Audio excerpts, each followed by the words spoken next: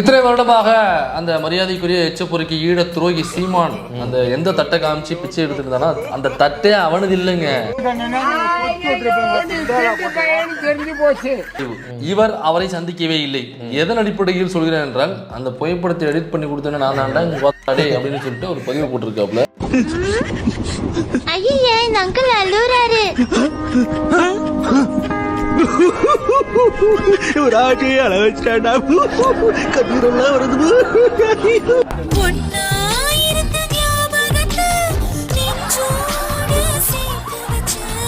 Party எல்லாம் கூட்டியாந்தாச்சு, கொஞ்சம் விளக்கமா சொல்லுப்பா. ஏய் அந்த போட்டோ வேணாம். இந்த பாத்துக்க வலதுபுறம் இருக்குல்ல, இதுதான் எங்க அப்பத்தா கொடிக்குளம் பேச்சு. நடுவுல இருக்க எங்க தாத்தா ஐயங்கால காட்டுறா எல்லாத்துக்கும் 50 வருஷத்துக்கு முன்னாடி சந்தோஷமா ஒண்ணு மண்ணா இருந்தப்ப எடுத்த போட்டோ இது. ஒண்ணு பிரமாதமா டிசைன் பண்ணிருக்கப்பா. ஏய் நீ என்னடா நேத்து நேரம் இங்கிட்டு பேசிட்டு இன்னைக்கு அங்கிட்டு பேசிட்டு திர. 1000 தான் இருந்தாலும் நான் எந்த பக்கம் தானே இருக்கு. அவன் எதை காட்டினாலும் சரி, அவன் எனக்கு பேரன் இல்ல, அவனுக்கு எனக்கு எந்த விதமான சம்பந்தமும் இல்லை. இது சத்தியம். சீமான் என்ற எச்சையை நாங்கள் காரி துப்புவதற்கு தயங்க மாட்டோம்.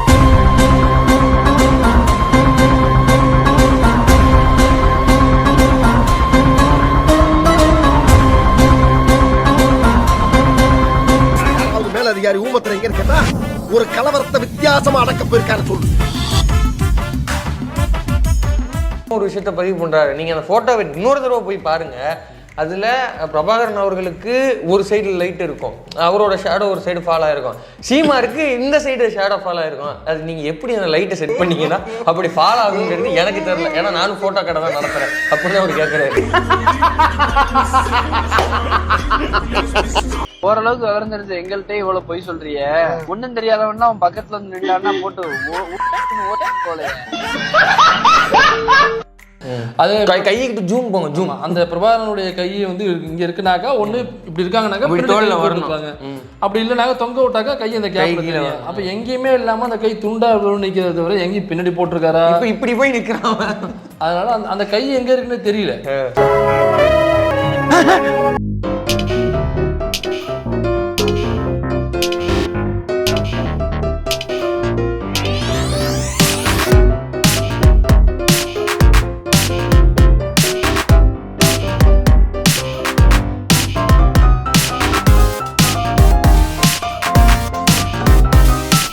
ஆமா, மேத பிரபாகரனுடைய காதுல இந்த ரைட் சைடு காது இருக்குல்ல, அதுக்கிட்ட கொஞ்சம் ஜூம் பண்ணி போய் பாங்கப்பா.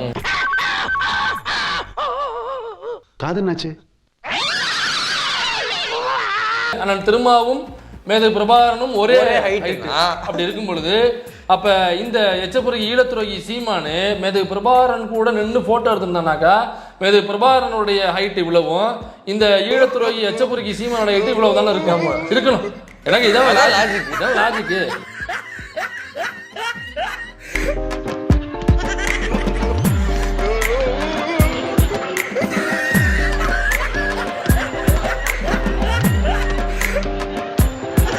இப்படி சொல்லுவாங்க. இப்ப எங்க அண்ணன் வந்து திருமாவண்ணன் கூட போட்டோ எடுக்கல. அந்த போட்டோ பாக்க என்னப்பா பண்ண சொல்ற? முருகன் ஒவ்வொருத்தரோட வாழ்க்கையும் தாறுமாறா விளையாடுறான்ப்பா. தாறுமாறுன்னா இப்படி ஒண்ணு நின்று போட்டோ எடுத்தான்ல கை கட்டிட்டு தலைவர்கிட்ட, அந்த போட்டோவையும் அப்புறம் பேக்கெட் உள்ள கை விட்டுட்டு ஒரு போட்டோ இருக்கும் பாருங்க, அந்த 2 போட்டோவையும் பக்கத்துல வச்சு ஃபுல் ஸ்கிரீன்ல காமிங்க. இப்ப இதுல எனக்கு ஒரு பேசிட்டு இருக்கும்போது லாஜிக் டவுட் இருக்கு. இப்போ அடக்க ஒடுக்கமா நின்று போட்டோ எடுக்கிறீல அப்படின்னாக்க கடைசி வரைக்கும் அந்த 10 நிமிடம் முழுக்க நீ அடக்க ஒடுக்கமா தான் அவர்கிட்ட பேசியிருப்பேன். ஆஹா சூனா போனா ஒவ்வொருத்தர் இருக்க வேகத்தை பார்த்தோம்னா அவன் அருமை வறுமைக்கு ஆபத்து வந்துடும் போல் இருக்கடா. அப்ப இப்படி போட்டோ எடுத்தினாக்கா கடைசி வரைக்கும் இப்படிதான் இருப்பேன். அப்ப அது எப்படி 100 போட்டோல பாக்கெட்ல கை விட்டு ஸ்டைலா நின்று பேசுங்க அவர்கிட்ட. டேய் உனக்கு வெக்கமா இல்ல? ஏன் வெக்க பண்ண? இந்த காலத்து இளைஞ பூரா வெக்கம் மானம் சூடு சொன்னெல்லாம் பேங்க்ல பிக்சர் டெபாசிட்ல போட்டு வச்சிருக்கானுங்க. அதனால நாங்க அதை பத்தி எல்லாம் கவலைப்படுறது இல்லப்பா. அப்ப இப்படி ஒரு போட்டோ பாக்கெட்ல கை விட்டு ஸ்டைலா ஒரு போட்டோவா? தலைவர் இன்னும் ஒரு நிமிஷம் இருக்கு, இன்னும் ஒரு போஸ்ட் போய்க்கிறேன். அந்த நம்பர் ஃபிளெக்ஸில் கொடுப்பாங்கல்ல ஃபோன் பேசுற மாதிரி. நீ பேசாம நிக்க போற. நான் போக முடியாது. நம்ம இந்தியா எத்தனை அறிவாளிகளால முன்னேறிக்கிட்டு தெரியுமா உங்களுக்கு? Thomas Alva Edison, Albert Einstein, இவங்கனால நாடு எங்கேயோ போய்கிட்டு இருக்கு. நான் அவங்க பாதையில போய்கிட்டு இருக்கேன். தயவு பண்ணி என்னை தடுக்காதீங்க. ஒரு சில்லறை காசு 500 ரூபா இருந்தா கூட. செருப்பு பிஞ்சிரும். அந்த மாதிரிலாம் எடுத்துருப்பான் போல. அப்ப மனநிலையை வச்சு பாருங்க. இப்படி இருக்கிற ஒருத்தவன் ஏன்னா 10 நிமிஷம் தான், 12 நிமிஷத்துல 2 நிமிஷம் செக்கிங்ல போனா கூட 2-3 நிமிஷத்துக்கு மேல செக்கிங்லேயே போயிருங்கிறாரு.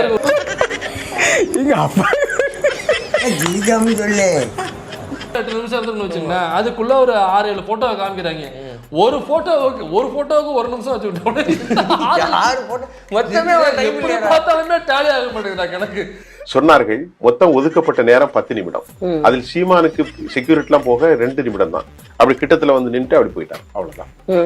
இதை வைத்து ஒரு அரசியல் நானே ஒரு பரதேசி பையன், நானே ஒரு வெங்கம் பையன், என்னை நம்பி என்னை மாதிரி கேடுகட்ட மானங்கட்டவனும் கிடையாது. ரைட்ரா, இனிமேல் இவன் சாவகாசம் தேவையில்ல, பிரின்சிபல் மாத்து. ஆமக்கறி சாப்பிட்டான், நான் பன்னிக்கறி கூட சாப்பிட்டேன். ஆமக்கறி சாப்பிட்டேங்கிறேன். இறங்கினவன முதல்ல ஒரு வடக்கல தீவுல கொண்டு இறக்கி விட்டாங்க என் தம்பிங்க.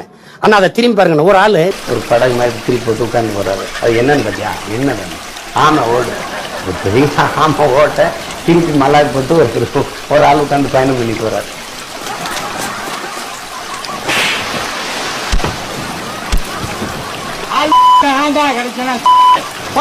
ஏதாவது சொல்லு. அதாவது அந்த நாம் தமிழர் கட்சிக்காரன் போடுறான் அந்த புகைப்பட கருவி நிக்கான் D70. கேட்டுக்க, நிக்கான் D70 புகைப்பட சுருள் இலக்கம் DSEO அப்படின்னு போட்டிருக்காங்க. தெரிஞ்சுக்கிட்டியா? யார் நாம் தமிழ் கட்சிக்காரன் இதுல தாங்க எடுக்கப்பட்டது அப்படின்னு அவன் சொல்றான். அதுல புகைப்பட சுருள் என்ன பயன்படுத்தினாங்க, அந்த சுருள் என்ன அப்படிங்கறதையும் சொல்றான். எப்படி எப்படின்னா அப்படி. நிக்கான் D70ங்கிறது ஒரு DSLR கேமரா, அது டிஜிட்டல் கேமரா. அது டிஜிட்டல் கேமரா, அதுல பிலிம் போட வேண்டிய அவசியமே இல்லை. ஒருவேளை இப்படி சொல்லுவாங்கன்னு நினைக்கிறேன். நாங்க எளிய பிள்ளைகள், எங்களால கார்டு வாங்கி போட வசதி இல்லை, நாங்க பிலிம் ரோல்ல தான் எடுத்தோம். ஆப்ஷனே இல்லடா பிலிம் போட. அதாவது ஒரு லக்னத்தில் 9 கிராம் உச்சம் பெற்ற ஒருவன் கண்டுக்காதீங்க. தெரிஞ்சுக்கிட்டியா? அப்ப இதை எப்படி முட்டு விடுக்குன்னு தெரியாம பாருங்க. அந்த புகைப்பட கருவியினுடைய பெயர் இது, அது படச்சுருள் என்ன இது, உனக்கு ஏன் தேவையில்லை, எப்படி வந்து மாட்டி நிக்கிற பாரு. நீ ஒரு டுபாக்கூரு, உன்னை நம்பாதேன்னு இவங்கிட்ட எத்தனை தடவை சொன்னேன். இவன் தான் என் பேச்ச கேட்காம உங்ககிட்ட தான் சொன்னான். ஏதாவது சொல்லு. அதாவது அந்த நாம் தமிழர் கட்சிக்காரன் போடுறான். கரும் புலிகளுடன் ஆயுத பயிற்சியில் அண்ணன் சீமான், திருட்டு திராவிடர்கள் கதற போறானுங்க. இதெல்லாம் இது திரைப்பட ஊரியான் என்ற ஊர்ல வந்து அங்கதான் எல்லா திரைப்படம் வந்து உருவாக்கப்பட்டது. அங்க வந்து எடுத்த திரைப்பட இதுல வந்து எடுத்தது. ஆனா அதுலயும் வந்து இது உண்மையோ இல்லையோன்றது வந்து ஒரிஜினல் இல்லையோன்றது வர வடிவ தெரியல. இதுல வந்து மரங்கள் எல்லாம் எடிட்டிங் பண்ணப்பட்டிருக்குன்னு அதில் என்ன சொல்றேன். ஏனென்றால் நாங்கள் உறுதிப்படுத்துறது வந்து எங்களை சீமன் வந்து ஈழத்துக்கு போனது வந்து நாங்கள் உண்மையான தானே சொல்றோம்.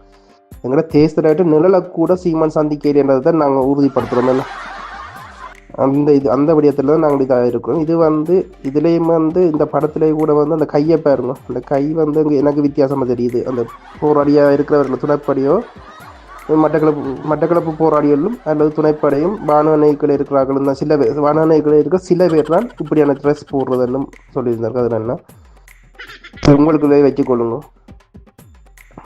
இதுல வந்து உங்களை திசை திருப்புறதுக்காண்டி செய்யற வேலைகள் இதை கடந்து போவாங்க.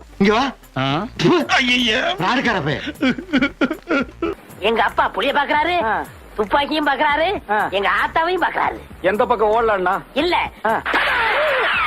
இதுல இருந்து தோட்டா வெளியே வரல. எங்க அப்பா புலி சுட்டுட்டாரு, புலி சுருண்டு விழுந்துருச்சு. சத்தம் புலி குட்டி போட்டுருச்சா? இல்ல நான் மறந்துட்டேன். ஒரே கூடி நின்னு அதிசயமா என்ன வேடிக்கை பார்த்தாங்க. பின்ன பார்க்க மாட்டாங்க. இப்படி ஒரு சனியம் பிறந்துருச்சு. யாரோ 3 பேர் அவங்க சாப்பிட்ற போட்டோ போட்டு இவர் தான் அந்த போட்டோவை எடுத்தது அப்படின்னு. எந்த போட்டோ எடுத்தது? பிரபாகரன் அவர்களும் சீமான் அவர்களும் எடிட்டையா அந்த நிக்கான் D70ல சுருள் போட்டு அதை இவர்தான் எடுத்தது. இப்ப சொல்லுங்க, இவனை நான் பிளாட்னு சொன்னது எதை வச்சு சொன்னேன்? நீங்களே முடிவு பண்ணீங்க. சீமானையும் கூட்டி எடுத்துட்டு கொஞ்சம் பேர் வாங்க, இலங்கைக்கு வாங்க. கொட்டையில 2 கம்ப வச்சு அடிப்பான். வந்துடாதீங்க. மண்டைக்கு வெளியில மட்டும் பிளாட் இல்ல, மண்டைக்குள்ளேயுமே பிளாட்டா தான் இருக்கு. பிளாட் நீ தயவு செஞ்சு இதுக்குள்ள வராத, நீ கொஞ்சம் ஓரமா எங்கேயாவது கண்ணில் படாம. நான் இவங்க 2 பேரும் எடுத்த போட்டோ ஃபேக்குன்னு சொல்லி நீ போட்ட 7 போட்டோவில் 7 கேள்வி நான் லாஜிக்கா முன் வைக்கிறேன். அதுக்கு பதில் சொல்றானா அந்த கரிகஞ்சி என்ன பண்றான்? அப்ப இது பொய்யா? உடனே ஃபயர் விடுறது. கோல் போஸ்ட மாட்டாரே கேட்டது கேக்குற கேள்வி பதில் சொல்லிட்டு போய் என்ன நீ போற டிபேட் நினைச்சுக்கிட்டியா? ஹலோ அசோக் எங்கடா இருக்குற? நான் ஒரு வேலையா இருக்கேன் சொல்லினா என் மூஞ்சில ஒருத்தர் நலங்க வச்சிட்டான். உடனே நீ கிளம்பி வா. ஆமா நீ உடனே கிளம்பி வா. இங்க தான் நம்ம நாயர்கல்ல. சீக்கிரம் வா வா வா. தேசிய தலைவர் அவர்கள் 2008ஆம் ஆண்டு எப்படி இருந்தார் என்பதை மறந்து அந்த நடவடிக்கை மேற்கொள்ளப்பட்டது. அதுவும் நாங்கள் மக்கள் மத்தியில் கொண்டு சொல்லிட்டோம். இது 2008ஆம் ஆண்டு எடுத்த படம் கிடையாது, இது 2006ஆம் ஆண்டு எடுக்கப்பட்ட படம் என்கின்ற விடயங்களையும் எங்கள் மத்தியில் கொண்டு வந்தோம். போயிட்டு இருக்கிற காலகட்டத்தில் அவருடைய உண்மை முகம் வெளிப்பட ஆரம்பிச்சது எங்களுக்கு ரொம்ப வருத்தமா போச்சு. இங்க வரக்கூடிய பெண்கள் கிட்ட நடந்துகிட்ட விதம் கேட்டா அது ஏன் இப்படி நடந்துகிட்டீங்கன்னு கேட்டதுக்கு கல்யாணம் பண்ண தான் கேட்டேன்னா அதுல என்னுடைய எதிர்கேள்வி, ஏங்க கட்சிக்கு வர பொண்ணை எப்படி கல்யாணம் பண்ண கேட்கலாம்? நீ கல்யாணம் பண்ண கேட்டதாவே இருக்கட்டும், கட்சிக்கு வர பொண்ணை எப்படி நீ கல்யாணம் பண்ண கேட்கலான்ற மாதிரி எல்லாம் கேட்டு அந்த நடவடிக்கை எனக்கு உண்மை முகம் வெளிப்பட்டு போகதான் சரி நம்ம வெளியே வந்துருவோம் அப்படின்னு நம்ம வெளியே வந்தது. வேற ஒன்றும் காரணங்கள் இல்லை. அவருடைய இந்த உண்மை முகம் வெளிப்பட்டு போனதுதான் நம்மளுடைய முக்கிய நோக்கமா இருந்தது. அவருடைய நடவடிக்கை சரியில்லை. அவரு மேடையில ஒண்ணு சொல்றதும் கீழே இறங்கி ஒண்ணு பேசுறதும், அவரு மேடை குடி நாட்டுக்கும் வீட்டுக்கும் கீழே இறங்கி என்னடா எல்லாம் வாங்கிட்டியான்னு கேட்பாரு என்கிட்ட. நான் தான் பாக்ஸா வாங்கி பக்காடி ஃப்ரீசர்ல இருந்து எல்லாம் வாங்கி அந்த டோல்கேட்டை தாண்டி இதெல்லாம் வழக்கு வருமா என்னன்னு தெரியல. டோல்கேட்டை தாண்டி கொண்டு போய் கார்ல ஏத்திட்டு வந்தது எத்தனை பாக்ஸ் அப்படின்றது எனக்கு தான் தெரியும். ஸோ இது எல்லாமே மேடைக்கு ஒன்று கீழே ஒன்றா இருக்கும், நமக்கு கொஞ்சம் இது நேர்மையா இல்லையே அப்படின்னு சொல்லிட்டு தான் வந்தது. அது மாதிரி பல காரணங்கள் பல நிகழ்வுகளை சொல்லிட்டே போகலாம். மனிதரா மதிக்காம அவங்களுடைய உணர்வுக்கு மதிப்பு கொடுக்காம உன்னை எதை நம்பி வந்தாங்களோ அதை அதுக்கு எதிராக நம்பிக்கை துரோகமா இந்த மாதிரி பண்றது அது மட்டும் இல்லாம ஈழத்தை வச்சு இந்த மாதிரி ஒரு பொருளாதாரத்தை வலுப்படுத்திக்கிற மாதிரி ஒரு செயலை செய்யும் பொழுது நமக்கு அது ரொம்ப மன உளைச்சலா இருந்தது. அதனால விலகிட்டேன். சிவாஜிலிங்கம் எம்பி எனக்கு இலங்கையோடு நெருக்கமான தொடர்புகள் உண்டு, விடுதலை புலிகளோடு இன்றும் உண்டு. ஒரு முறை இந்தியாவுக்கு வந்திருந்த போது சீமான் யாருன்னு எங்களுக்கு தெரியாது, பல சினிமாக்காரர்கள் வருவார்கள். அப்போ ஒரு பொய்ய வடிகட்டின ஜமக்காலத்தில் பொய்ய சொல்றிய, உயிருக்கு போராடி கொண்டிருக்கிற ஒரு தமிழ் தேசிய தலைவன் தன் உயிரை பற்றி பேசுவானா? சீமானுக்கு ஆமகரி வாங்கி கொடுப்பானா? பொண்டாட்டி மதவதினை வச்சுக்கிட்டு டைனிங் டேபிள்ல சாப்பிட்டு இருந்தா பிரபாகரன். அன்றைக்கு உயிருக்கு மலை பிரதேசங்களில் மலைக்காடுகளிலும் சிங்கள ராணுவத்துடைய பேராதிக்கத்தை எதிர்த்து அவர்கள் கன்னிவெடி தாக்குதல் நடத்தி அபாயகரமான நிலையத்தில் இருக்கும்போது தமிழ்நாட்டில் இருக்கக்கூடிய ஒரு சின்ன நடிகனுக்கு போய் அவருக்கு நல்ல சாப்பாட வை, எவ்வளவு பொய் நீ சொல்லிருப்பா? என்ன பாக்குற? துப்புறானேனா உன்ன மூஞ்சில வேற யாரும் துப்ப விடாது பாரு. அதான் நான் துப்புறேன். சீமானுக்கு பின்னால நின்னுகிட்டு மதிவதனி அண்ணிட்டு சொன்னாரா அவன் என்ன சாப்பிடறான்னு குறிப்பு எழுதி வச்சுக்கோ. இதான் பிரபாகரனுக்கு வேலை.